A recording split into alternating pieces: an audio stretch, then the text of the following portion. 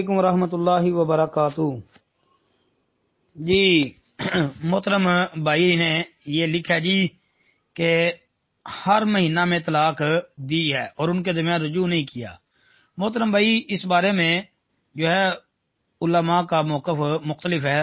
بعض علماء کہتے ہیں کہ جو بندہ ہر مہینے طلاق دیتا ہے، یعنی طلاق دی، رجوع نہیں کیا، مہینے کے بعد دوسری دے دی، پھر رجوع نہیں کیا، پھر اگلے مہینے کے بعد تیسری بھی دے دی، اس طرح ہر مہینے کے مہینے وہ طلاق دے رہا ہے، تو کہتے ہیں جی ایک موقف تو یہ ہے کہ تینوں طلاقیں ہو چکی ہیں، اب چانس ختم جی۔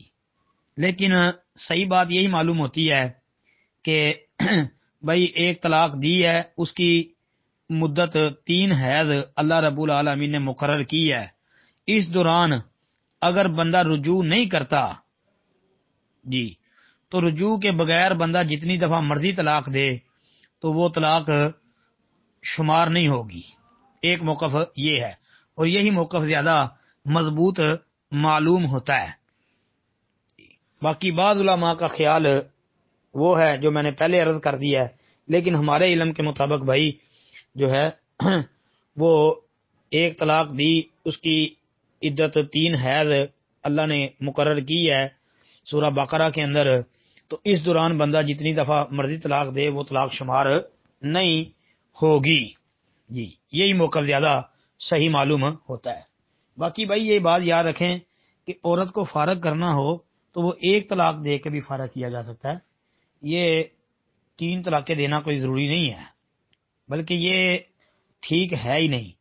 ایک طلاق دے کے فارغ کر دیا ہے تو کافی ہے۔ ہو سکتا ہے کہ ایک طلاق دے کے جب فارغ کیا ہے 2 سال 4 سال 5 سال بعد زندگی کے کسی حصے میں، یعنی کچھ عرصے کے بعد، اگر وہ لڑکی بھی اپنے گھر بیٹھی ہوئی ہے، اس نے آگے نکاح نہیں کیا، لڑکے نے بھی نہیں کیا، تو ہو سکتا ہے کہ کچھ وقت گزرنے کے بعد ان دونوں کا پھر اگر سمجھوتا ہو جائے، دوبارہ اگر وہ ملنا چاہیں تو دوبارہ نیا نکاح کر کے وہ اکٹھے ہو سکتے ہیں جی۔ اسی لیے کہا کہ ایک طلاق دے کے بندہ فرق کر دے، دوسری نہ دے۔ لیکن یہاں ہمارے معاشرے میں کیا کرتے ہیں، ایک بھی دے دی، دوسری بھی دے دی، تیسری بھی دے دی، اور جب سمجھ آتی ہے اس وقت چانس ختم ہو چکے ہوتے ہیں۔ السلام علیکم ورحمۃ اللہ۔